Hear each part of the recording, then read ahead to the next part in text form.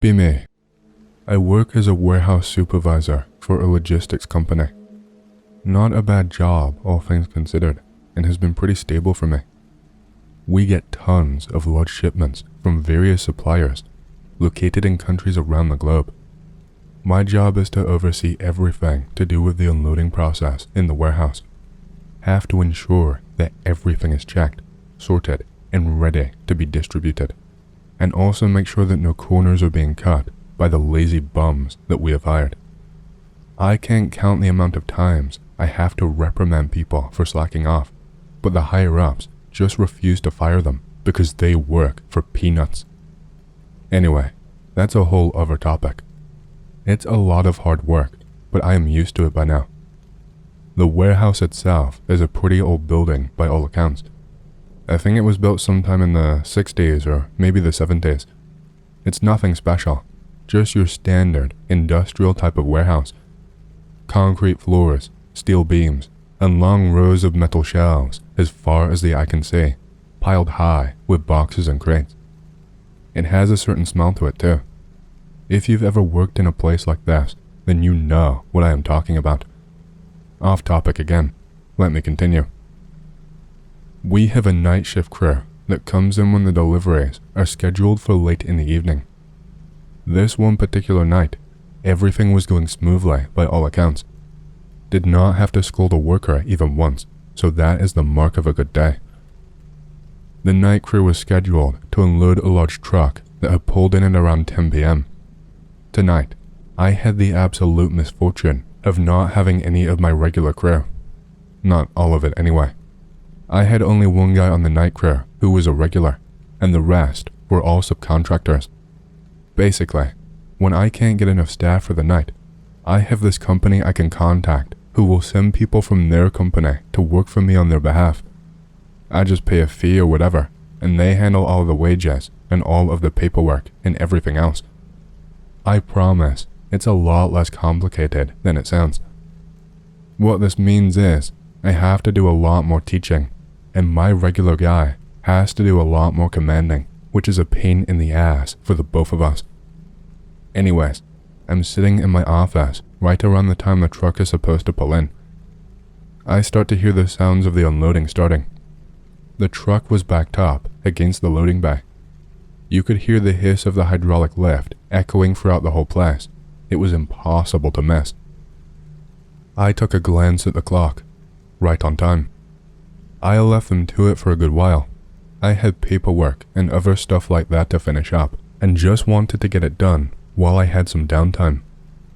I think it must have been around midnight when I looked over at the clock again and decided to go and check on them. I walked down through the aisles all the way to the back loading dock. There is a large bay door there that is usually open when we are in the process of unloading something. Weirdly enough, it was shut when I went down. Didn't immediately strike me as odd though. They could have finished quickly for the first time in their lives, but sometimes they close it to block out the cold too. When I reached the loading dock, I noticed the truck door was slightly open. I guess the guys were still inside unloading the boxes, but there was something very wrong. I could not see anyone moving at all. No voices or any talking. No sounds of any crates being shifted or rolled. Just complete and utter silence. I pushed the door open and stepped inside. The truck was completely pitch black on the inside. The only light at all was coming from the overhead lamps located in the warehouse. I thought it was just too dark to make anything out at first. As I stepped in further though, I realized that the entire truck was completely empty.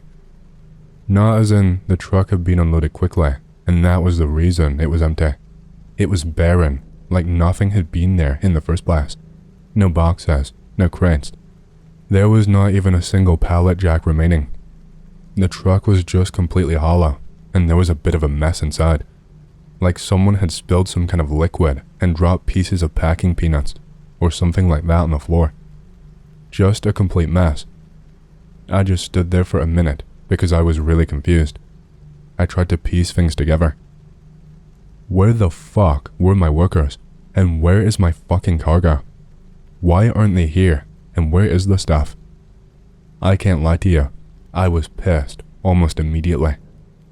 After such a good day, we were going to end up way behind schedule because of some moron's idea of a funny prank. Fuck that. Someone's ass was about to be beaten. I turned to walk back to the warehouse when I heard something really strange. It was faint at first, just a small sound. It sounded like someone was breathing, but it was really slow and deliberate. It came from the far corner of the truck, tucked way back and hidden in the darkness. I stepped forward again. My heart was racing now. I was really nervous. I could barely see anything at all. When I reached the far end where it was dark, I noticed a shape in the darkness. There was something curled up right in the corner. At first, I thought it was maybe just a pile of equipment or tools or just something left out by one of the workers, but I realized very quickly that it was actually a person laying there. There was a guy just slumped over. His head was resting on his knees. His clothes were dirty and messed up, and he was wearing a faded company uniform. He was one of the night crew workers that I was looking for, my regular guy. I reached out for him and started to call out to him. I just said a quick hey and asked if he was okay. I was still a little pissed off, but I put it to one side, just in case he was seriously hurt and something had happened. He did not respond to me though. I stepped closer. I felt really uneasy for some reason. I almost choked on my own breath when I saw the blood. His hands were absolutely caked in blood, just covering them completely. There was a dark stain on his shirt too. Thank Christ he was still alive and that I had gotten to him in time. Just barely alive though. He was really messed up. His eyes were open, but his pupils were dilated and he could not focus them in any one direction. He looked in total shock and like he could not really comprehend what was going on around him. His skin was pale and his breathing was incredibly shallow. All I could mutter out was a Jesus Christ, and then I backed up and ran to the door of the truck to call for help. A few minutes later, some of the other guys from a different part of the warehouse came running down to the truck, shouting for an ambulance. They immediately started helping the man down. He was barely conscious by this point though. His hands were trembling, and when we tried to ask him what had happened, he did not really make much sense. Just kept mumbling to us that they were gone, everyone is all gone. We helped the guy into the office to try and get him to be as comfortable as possible as we waited for the ambulance to arrive. He did not say much more after his mumbling. I don't think he really had the strength to. When the paramedics arrived, they rushed him straight to the hospital at first sight of him. The whole scene seemed like it was over, but something really did not sit right with me. The other workers and I went back to the truck to try and figure out what happened, but the situation only seemed to get worse and worse. We opened the doors again, and this time, I saw it very clearly now that we had light. There were huge blood stains all over the floor. Big, dark patches in the corners. It looked like someone or something had been dragged along the floor. Even stranger than that though, there were footprints on the floor in the blood. The really strange thing about the footprints, they did not belong to just one person at all. There were multiple sets of them. Not a single set looked like they belonged to any of the subcontractors that we had working for us that night. The prints were all muddy and wet, but there was no sign of any recent rain or snow that could have caused that. The footprints seemed to just lead into / from the truck, and then they abruptly disappeared, as if whoever had been walking in the truck had just up and vanished into thin air. I felt the hairs stand up on the back of my neck. What the fuck had happened in this truck? Who did these footprints belong to? And how did they end up in the truck in the first place? Where had the subcontractors gone? And where the fuck was our shipment? I could understand lazy workers thinking they could leave quietly and still get paid by their company, but for everything to just up and vanish. I did not get any answers that night at all. The police showed up and took a statement from me. They started asking all sorts of questions, but no one could find any trace of the guys. I called up the company I subcontracted the workers from, and they could not find any record of the names and details that I gave.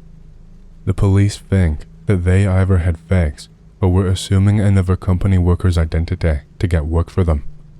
The truck, the crew, the blood, none of it made any sense at all. A freak accident would maybe make sense, but the guy who was hospitalized, we could not get anything out of. I don't know if it was the stress or the shock or because of an injury, but he basically had a blank of the whole events. Too dark to see anything is basically all he could remember. I don't think anyone will go so far as to play a sick joke like this either. I took the cops with me into the warehouse to check on things and to pull up some security footage from my cameras for them to work with. I was hoping they picked up anything at all. Yeah, fuck no. The security footage was just gone, wiped clean. Or maybe not wiped, I'm not sure. Maybe the cameras were turned off. Either way, there was nothing. Every camera angle, every recording, all that day, nothing at all. There was no trace of the truck being unloaded, no record of anyone entering or leaving. Basically as if the whole night never happened, aside from the injuries. I have no idea what those workers would have to gain. There was nothing special in our regular shipments they could have wanted, at least not that I think. And the footprints. Did we get a shipment meant for someone else? Were there, I don't know, people waiting in that truck? It sounds silly, but I'm honestly just throwing out anything I can think of. Help me out, X. What was the goal here? Hey, I hope you've enjoyed the story so far. If you do and you want to hear more, please leave a like and subscribe to my channel, and leave a comment down below, as it lets the algorithm know that you like my content and it promotes it to more people. My goal for the channel is to hit 50,000 subscribers, and we're closing in fast, so thank you, and back to the stories. Be me, many years ago, several hunters and family, go to hunting cabin. Place has huge forests with fields in between. Drive in fields for fun during day. One of the hunters tells me to take the ATV, tells me to check on the corn dispenser. Driving in fields during the day is fun. Now it's night, that is not fun. Don't want to be a pussy, so say yes. Drive out in the woods with the ATV. Lights on. Around the halfway mark to the dispenser. Stop ATV. I can hear something walking in the field. Sounds like a really big rat eating. The lights on the ATV are shit, so I can only see maybe 7 feet in front of me. It is pitch black, except for the 7 feet of light in front of the ATV. Can't see shit. Turn off engine to hear better. No noise. Fucking none. It got so quiet, my ears started ringing. Out of nowhere, I regain my hearing. Something is close to me. In the corner of my eye, I see something walking into the light of the ATV. It looks like a naked mole rat, only the size of a fucking dog. Its face was the worst part. I freeze and stare at this abomination that stands in front of me. It looks at me. The fucking eyes suck my soul out of me. Looks at me for 1 second or two, then walks out of the light. Start the ATV. Keep telling myself I was just hallucinating. I don't want to drive back and look like a pussy. Decide to keep driving to the dispenser. Keep telling myself I was just hallucinating. Drive really fucking fast. Get really close. Drive up on hill near dispenser. Turn off engine. Hear a similar sound as previously again. Sounds larger. Start thinking that the creature I saw previously was just a baby one. The sound gets closer. No longer one sound, but several now. The sounds are all around me. Start engine in panic mode. Speed the fuck away from there. Sounds of screeching behind me. Thank fucking Christ, it's a fast ATV. Never tell anyone what happened to me.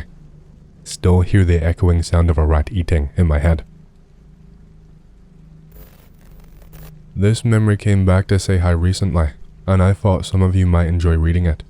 Obligatory, I'm a mobile, so sorry if the formatting is weird blah blah blah, you know yourself. A bit of context. This one happened to me a bit over 2 years ago. I think about it every so often, and realize how bad this could really have gone. Pre-everything, I worked in a late night bar in the city, usually finishing up at about 3 or 4 AM depending on the night. Maybe a little later if the staff stopped up for drinks and chats afterwards. My house was across the river and up a steep hill on the north side, and was about a 10 to 15 minute walk in a little cul-de-sac at the very top of the monster hill. At the time, I also had a housemate that people confused me for all the time because we had similar looks, both shaven heads, wore a lot of black, etc. Around this time, she'd been saying that she felt like she'd been followed by a guy who came into her work. She had like 3 different jobs at the time, so her schedule was all over the place. This is important later. Now, I know some of you will probably say I'm an idiot, and you will probably be right, but like many bartenders, I used to walk home all the time, usually by myself at these hours. The rent I was paying for my shitty room at the time was extortionate. It did not have storage or even a fucking door, as well as bills piling up, and I was trying to save whatever I could because I had been hemorrhaging money on taxis, and I'd walked home so many times without major incident that I figured I would be fine. I am not a very large or particularly fit person, so to say that the odds would not be in my favor in a physical fight would be an understatement. For work, I had this bottle opener / utility tool thing with a small blade on it for cutting the foil on top of bottles. Sometimes, on my walk home, I would hold it in my hand in my pocket to feel a bit safer. Anyway, this particular night, I locked up and set out home. The place was deserted. I crossed the river and started the trek up the hill. Walking alone at night kind of freaks me out a little, so I always used to power walk up the hill really fast. I would be exhausted and a ball of sweat afterwards, but I would be home. I got to the last stretch of the hill, which was a straight shot up to my place. It was a pretty poorly lit area, but I could still see the cars parked at the top. As I was walking up the hill, I saw what I thought was an animal on 4 legs scurry across the road, really low down to the ground and into my turnoff. I thought maybe it was a neighbor's dog and just kept walking. It scurried back out into the driveway across the road, then back into my cul-de-sac. At this point I'm like, oh hell nah, that was some weird looking dog, and I'm pretty sure it was wearing shoes. It was now in the turnoff I had to take to get home, and at this stage, I'm obviously like, that's not a fucking dog. So it was either wait around out on the street at 4 AM by myself and hope it went away, or try to make a run past this dude who'd been running around on all 4s in the dark. Being full of too much beer and not enough sense, I decided I would make a run for it. I would slap me too, but I can't take my own good advice. Remember the little utility knife I usually carried? Yeah, me neither. Scrambling around desperately in my pocket, I realized I'd forgotten it. Also, I have not broken pace at all, so I am literally just around the corner from the turnoff. I am already sweaty and shaky from the long climb, and just pretty fucking done. All I could find in my jacket was a bottle of perfume, one of those made out of chunky glass in the shape of a torso. I fish it out and hold it in my fist in case things take a turn for the worst. Use it as mace, you say? Nah, I'm going to break a fucking nose with this. I round the corner and there's nothing there. Empty path, not a peep, nothing. I figure maybe he was just on drugs or something and went for a run around in the field that led onto my lane. The gate was right by the corner. I walk on, my house 3 doors away, thinking I'm in the clear, when this dude literally just strides out of the shadows, straight towards me. I don't know how the fuck he managed to conceal himself so well, but it scared the shit out of me. I actually surprised myself, because I lunged at him, shouting, Jesus fucking Christ, swinging the thick bit of the bottle down in my fist towards his nose. It did not connect, because I think I scared the shit out of him too, because he saw a glint of something in my hand. He staggered just backwards and stared at me, goggle-eyed, just saying, over and over, looking like a deer in the headlights. I looked him in the face and said, "What the fuck, man?" and walked to my house, keeping an eye on him, but he just wandered off. I got inside and told my housemate what happened. She went white when I described him, as it matched very closely the description of the guy who had been stalking and making unwanted, romantic gestures toward her while she was at work. We reckoned that this was the same guy, and he must have been watching her from afar, but confused me for her, like everyone else, and thought it would be her coming home at that time. It makes my skin crawl to think we were being watched and tracked without either of us realizing. His reaction must have been when he realized he had the wrong mark, and I for one would happily smash his creepy face in with a perfume bottle. I was 7 and my brother was 5 when we spent the summer in the village with our grandmother. Technically, she was our great-grandmother, but she was lively and cheerful. She kept pigs and other animals and did not keep a close eye on us. We were free to entertain ourselves, with the only rule being that we could not leave the yard, but we had plenty of fun in the yard. There was a large dog that had a kennel, and its chain allowed it to roam the yard. At first, we amused ourselves by teasing it, running just out of reach. The dog would bark, but eventually, it grew used to us and became calm. We could hug it, pet it, and even feed it. Grandma was fine with that. One of the best parts of the day was the evening gatherings outside the yard. There was a bench just beyond the fence where, after finishing their chores, Grandma's friends would sit. They would chat, gossip, and enjoy the last rays of the setting sun. My brother and I were allowed to wander along the road at this time, running after street dogs or poking sticks through puddles. These evening walks were our favorite because the street offered more entertainment than the yard. So, as soon as it started to get dark, we would beg Grandma, "Let's go for a walk." One evening, we wandered a little further down the road. After 3 houses, the road turned right, becoming a dirt path that led out of the village. Before the bend, we saw a house. It looked just like any other, except its windows were boarded up and the garden was overrun with weeds. We did not get too close, but Grandma called us back, and we returned to the yard. Later that night, we lay in bed, discussing the mysterious house. It seemed strange, and we decided we would find out more about it. The next morning, we decided to explore the house, ignoring Grandma's rule. We sneaked out the gate, sure Grandma would not notice. We made our way to the house and climbed over its low fence. During the day, the house seemed normal. The windows were boarded up, and the door was locked. There was nothing particularly frightening. We walked around, the overgrown grass swaying in the warm breeze. The air smelled of dust, birds chirped nearby, and the voices of people could be heard from the road. Everything seemed peaceful. After walking around for a bit, we were about to leave, when my brother said, "I need to go to the toilet." "Just go here," I suggested. "No, I can't." "What's the difference?" I asked. There was a toilet behind the house, so my brother went there. I thought he was foolish for not just going in the grass, but I waited for him. After a few minutes, I decided to make another loop around the house.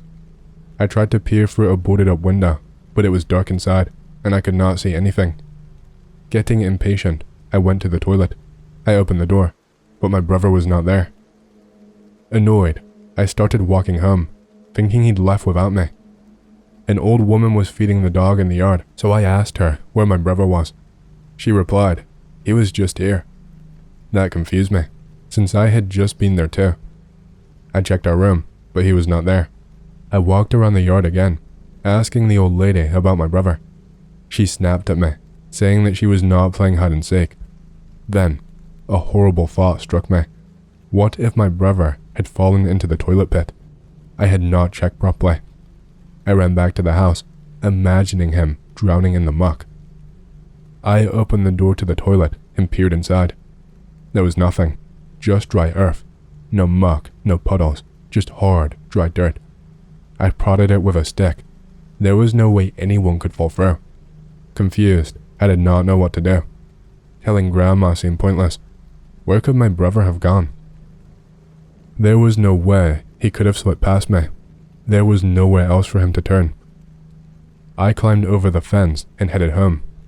As I approached the gate, I saw people running toward me, one man carrying something big. As I got closer, I realized it was my brother, his shirt torn, blood on his shoulder. Grandma ran out, crying, and they took him inside. The man explained that he had found my brother near his house. My brother grabbed my hand and whispered, "Am I alive?" I assured him he was, but he kept asking, "Are you sure?" Everyone heard him, and I answered, "Yes, I am sure." The crowd dispersed.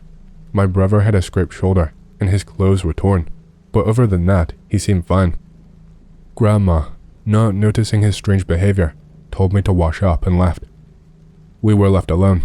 My brother looked at me, and after a long silence, asked again, "Am I alive?" I was irritated. "Yes, you're alive. What is wrong with you?" He repeated the question. "Oh, you sure I'm alive?" I could not handle it. I gave him a new shirt and collapsed on my bed. We did not talk about it again, but I decided to leave everything for later. The next morning, my mother surprised me by waking me up. I was happy to see her, even though she was not supposed to be here yet. But something was off. She was distant and told me to get dressed and get into the car. When I went outside, my father and others were in the yard. I said hello to my father, and he patted me on the head, telling me to get in the car. Everything felt strange, and I could tell something had happened, but I did not understand what. That's when I saw Grandma. She was crying. Later, I realized through bits of conversation that no one had brought my brother back. He had simply vanished. I never saw him again, and I never returned to the village. But lately, I found myself thinking about that house more and more, and I want to go back there.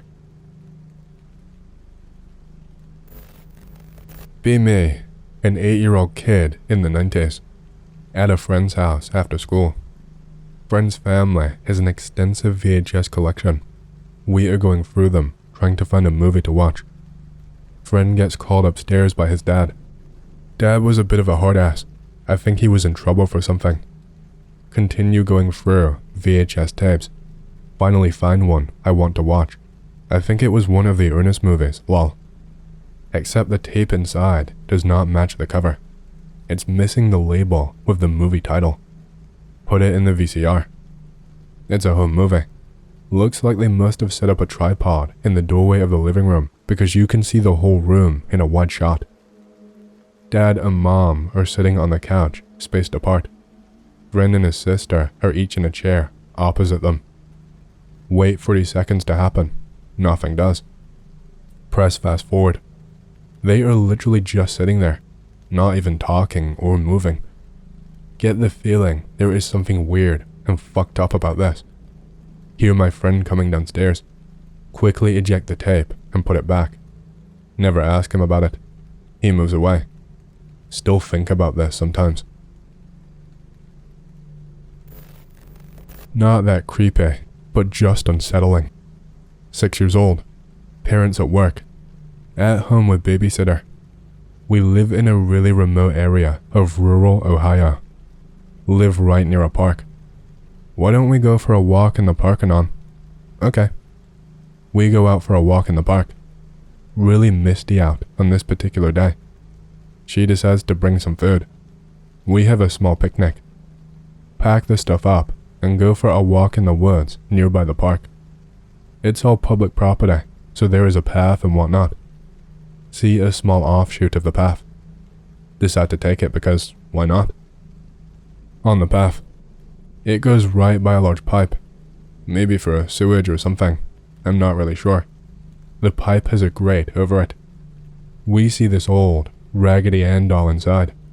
We run past it because babysitter is a pussy. Not really that creepy, but it's always made me uncomfortable remembering it, since there were crisscrossed iron bars on the pipe. So it's not like someone walking on the path just put it in there. Someone must have crawled through the pipe from its actual opening and placed it there, and then crawled back.